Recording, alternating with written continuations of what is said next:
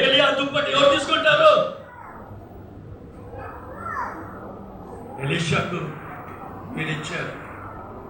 ఆ పరిచర్య, ఆ నమ్మకమైన యోధుడుగా నీ ప్రజలు, సంఘంలో ఉన్నవారు వారికి విడిచిపెడతా ఉన్నారు.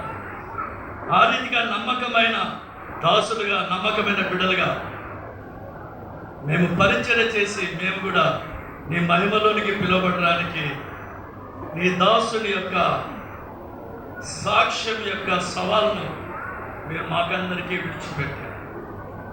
కాబట్టి మా తండ్రి, మేము నీ వైపు చూడడానికి సహాయం చేయి. మా పరుగును తుదముట్టించడానికి యోహాను సువార్త 17వ అధ్యాయంలో భూమి మీద నీవు నాకు ఇచ్చిన పనిని నేను నెరవేర్చి